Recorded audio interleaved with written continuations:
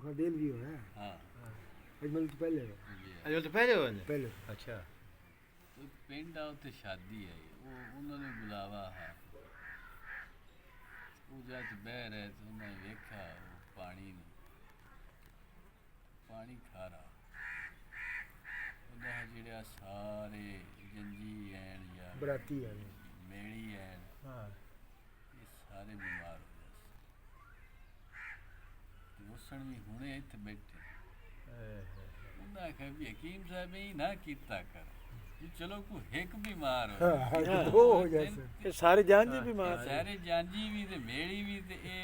सारे ही हो जासन बीमारी में की मैं ਤੁਹਾਨੂੰ ਨੇ ਵੀ ਖਾਸਾ ਉਹ ਪਾਣੀ ਖਾਰਾ ਉਹਦੇ ਵਿੱਚ ਉਹ ਪੱਕੀ ਹਰ ਚੀਜ਼ ਤੂੰ ਗਰਮੀ ਦਾ ਮੌਸਮ ਆ ਬਸ ਯਾ ਬੰਦੇ ਖਾਣੇ ਲਹਿਜ਼ਾ गल सुन ਉਸੇ ਵਕਤ ਹੀ ਉਹ ਉਲਟੀਆਂ ਕਿਸੇ ਮੋਸ਼ਨ ਕੋ ਕਿਵੇਂ ਕੀ ਉਹਨਾਂ ਕਿ ਮੈਂ ਆਖਾ ਨਾ ਵੀ ਬਿਮਾਰ ਉਹਨਾਂ ਕਿ ਵਜ੍ਹਾ ਕੀ ਹੈ ਉਹਦਾ ਇਹ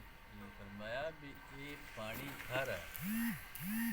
नमकीन है और ये जिसे ये नमकियात इन्हां दूसरी जो चीज़ां पका रहे हैं उन्हां दे नमकियात दे नाल टच हो सकना मिजाज बदल जैसे ते मिजाज तब्दील हो जासी ते ये जेह्ड़े इत्थों दे लोग हैं इन्हां दे मिजाज वास्ते ठीक नहीं ते जेह्ड़े बाहर दे लोग हैं उन्हां वास्ते ठीक है आपां खा पी लई आपां नहीं होना बस क्योंकि आप तो रैशी नहीं हाँ वो जेह्ड़े रैशी आए ना जी उत्थों दे वो ही बीमार हो जेह्ड़े उत्तों आया है वो बीमार नहीं है जी उन्होंने तो मुल्क खा तो चला ही जाना ਇੱਥੇ ਸਾਡੇ ਇੱਕ ਜੀ ਹਕੀਮ ਸ਼ੇਰਮਨ ਸਾਹਿਬ ਹੋਇਆ ਛੀਨੇ ਆਏ ਆਦਮ ਛੀਨਾ ਇੱਥੇ ਨਾਲ ਹੈ ਬੜੇ ਚੰਗੇ ਹਕੀਮ ਆਏ ਤੇ ਉਹ ਇੱਥੇ ਕੁਰਬਾਨੀ ਸ਼ਰੀਫ ਜਿਹੜੀ ਹੈ ਨਾ ਆਪਣਾ ਇਲਾਜ ਉਹਦੇ ਵਿੱਚ ਆਪਣਾ ਨੂਰ ਸਮਾਂ ਦੇ ਰਸਤੇ ਕਾ ਬਿਮਾਰ ਹੋਇਆ ਤੇ ਉਹ ਨੂਰ ਅਸਾਂ ਦੇ ਰਸਤੇ ਕਾ ਬਹੁਤ ਉਹ ਵੀ ਹੋ ਗਿਆ ਉਹ ਵੀ ਬਹੁਤ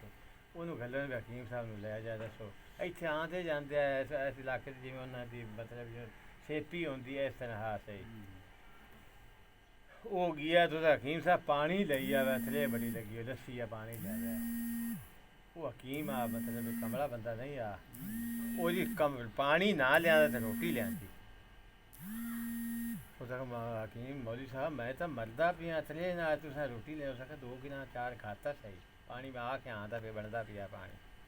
वो जी रोटी तो 4 दिन उस खत्ते तो पानी आ गया पानी पीता अगर पानी उस वेले पी लेंदा तो पीवे घना पानी बेथा छा सी तो ऐसी को तबखीर गए तो उठनी उनकी अखी तो सारी चीज़ ले जावे थे बीमार उत्थे होना उस बंदे जो वली आया आधे वक्त हाँ वक्त